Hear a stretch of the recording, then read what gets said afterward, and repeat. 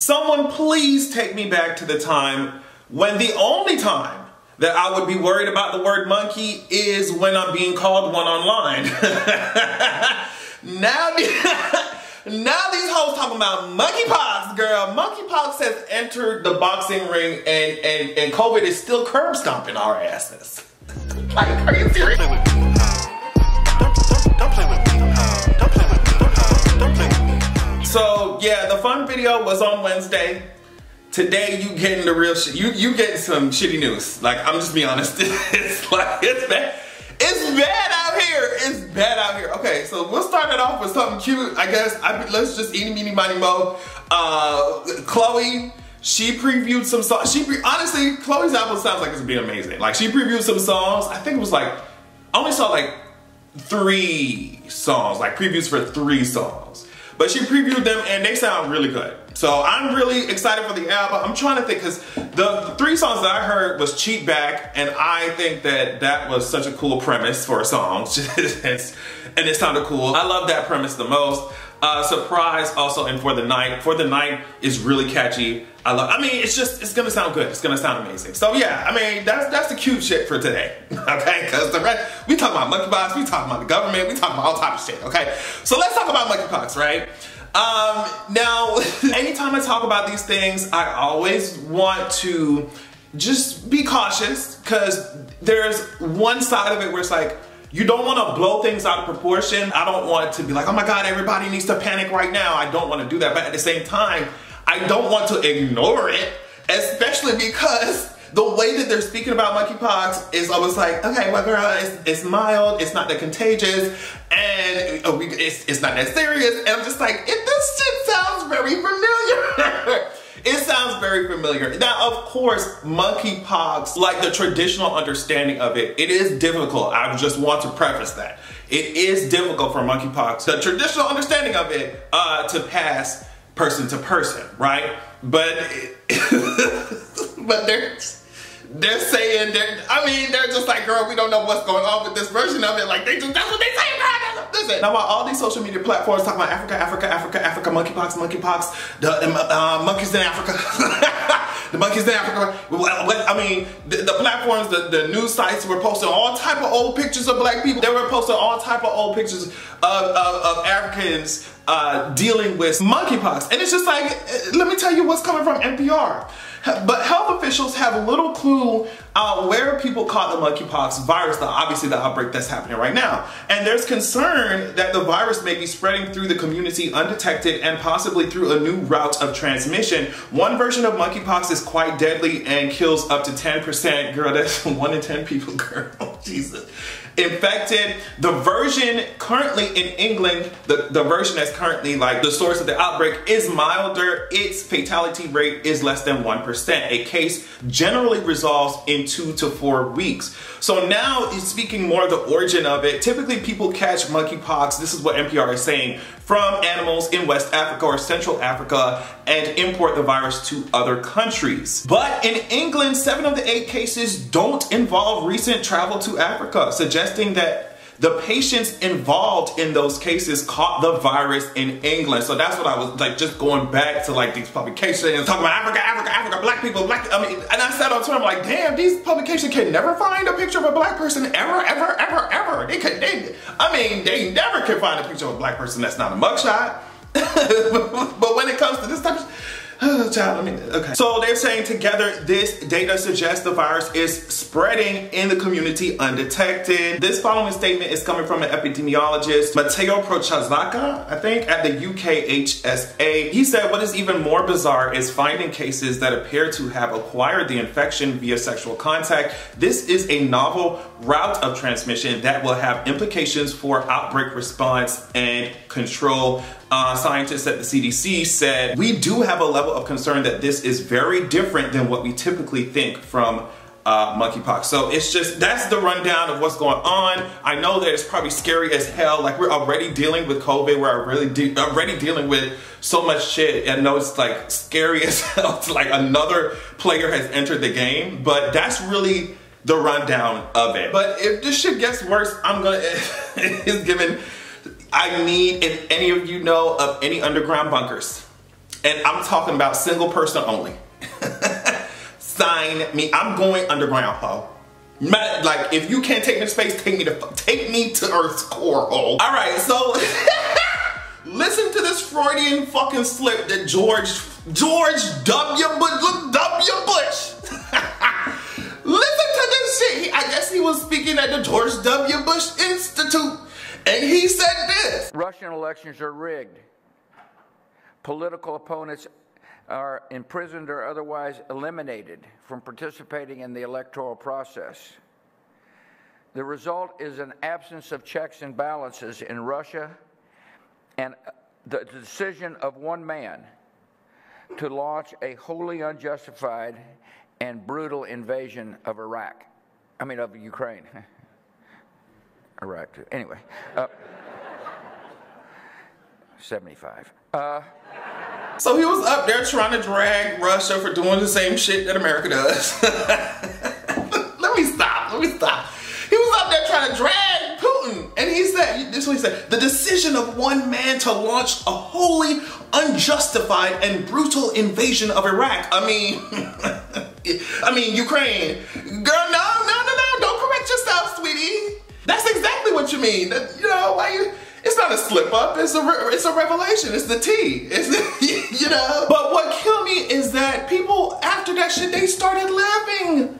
They thought it was fun. I mean, I would laugh for a different reason, but I mean, I feel like the people, if you go to see George W. Bush, like, speak, especially in 2020, if you go and see him speak, you're definitely laughing for it. I just feel like my laugh is different from your laugh. You're sitting there in the fucking audience. You went to the George W. Bush Institute event to see this motherfucker speak, bitch. We laughing for different reasons, bitch. These hoes was laughing. It must be funny to you, bitch. It's funny to me because of how unfunny it all is and how they try to act. Like, they really try to act like the criticisms, the bullshit, the draggings that they get are uncalled for, are unwarranted. And here your subconscious is letting us know that it is completely warranted. That is completely called for. Girl, get out my face. Netflix is in its blockbuster era. Netflix is in its blockbuster era. We already knew that it was coming. We already knew that it was here. When they made the announcement that they're predicted to lose hundreds of thousands of subscribers in the future, near future, and they already have lost so many in the past, and their decision to deal with that was to raise the fucking prices, and come crack down on fucking password sharing. They say you bitches are in different states. With one account watching some shit, bitch, we need to fix that shit. Like, that's what their path, you know, their choice making decisions led them to. And I'm just like, here you are now making an announcement that, or at least everybody now know, that Netflix, y'all laid off 150 motherfucking people. And guess who, just guess. What are the kinds of employees that they motherfucking let loose? It was like these departments: Strong Black Lead, Golden, and that's Asian American focused, Con Todo, that's Latinx focused, and Most, which is focused on the LGBT community. So those departments within Netflix, they say, hey, guess what, girl, get y'all ass out of here. And I think this couples very well with the internal memo that Netflix sent out to their employees. New Musical Express said that Netflix basically told their employees that they should leave the company if they take issue with its programming. They say, hey, if you don't like what's being served at this table, you need to get your ass up on out of here. They said, while every title is different, we approach them based on the same set of principles. We support the artistic expression of the creators we choose to work with. We program for a diversity of audiences. I don't know how y'all do that now when y'all just chopped off the entire... We program for a diversity of audiences and tastes, and we let viewers decide what's appropriate for them versus having Netflix censor specific artists or voices. They said basically entertaining the entire world is an amazing opportunity and also a challenge because viewers have very different tastes and points of view. To wrap it up, they said, as employees, we support the principle that Netflix offers a diversity of stories, even if we find some titles counter to our own personal values. And they're saying, depending on your role within the company, you may be required to work on titles that you may perceive to be harmful. If you find it hard to support our content, bruh, then Netflix may not be the best place for you. And so all that you let go of all the diversity shit. Y'all is going under, talking about password sharing and raising prices instead of making content that's actually good and that is not canceled after fucking 2 seasons. Like, y'all doing all this shit, and y'all are hiding behind, oh, well, girl, it's artistic expression. People should just be allowed to do whatever the fuck they want to do and say what the fuck they want to say. And it's just like, okay, if that's your goal as a company, then no one can tell you to stop it or to not do that shit, obviously, because, like, we literally can't. But whatever you put out is what you're gonna get back in. That's all I'm saying. You chopped off your diversity arm, and you say, and all of this, of course, is bubbling up from the Dave Chappelle shit, all that shit. So it's just like wherever you sit your ass down is where you sit your ass down. And that's it. So you can't get up here when an entire audience of people starts to flock to leave your shit. They're gonna come, oh my God, what do we do? What are we not understanding? I'm like, it's just like, all right, yeah, you can do what you want to do. You can allow creatives or whatever to say what the fuck they want to say, but it just lets people know where your company stands. But like I said, you chopping off your diversity arm lets people know already where you stand. So you don't even have to send a memo out. Like we already know. Obviously in companies, you have to lay people off if something is happening. I understand that, but the fact that y'all completely wiped their ass off the map and then like pick and choose from different departments so you can at least have that shit still standing there. You know what I mean? Diversity is seen as expendable. Y'all business model is not given like that. Y'all content, y'all need to step that shit up. So that memo is crazy to me, like crazy. Now I was gonna do a long segment about what's going on in government, but let me tell you what's going on. Okay, real quick. Now, in Oklahoma, although they did make exceptions for rape and incest, like, the lawmakers over there in Oklahoma just passed a bill banning all abortions.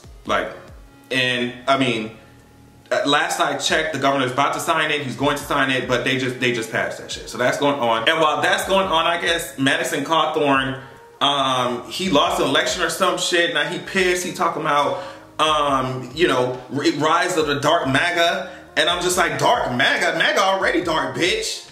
What the fuck you talk? What the fuck's a dark MAGA? Like, we gotta rise up. Business Insider says that dark MAGA is a post-alt-right online aesthetic movement rooted in the radical pro-Trump online space, according to the Global Network on Extremism and Technology. It is an online movement calling for former President Donald Trump to return to power and take revenge against his enemies. It's, of course, getting traction with people like Marjorie Taylor Greene, who is fucking dangerous. She's an idiot, but she's dangerous.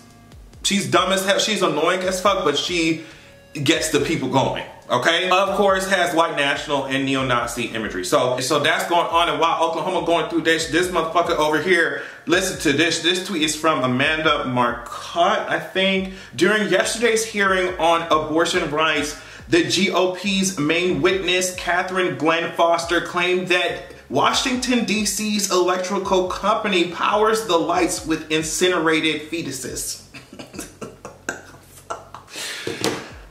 And she went up there and said that shit with a straight face. So it's like, that's what's going on. That's what's happening. It's getting more unhinged. Every day I wake up and the sun is shining through my motherfucking window, bitch, and I open my eyes, bitch.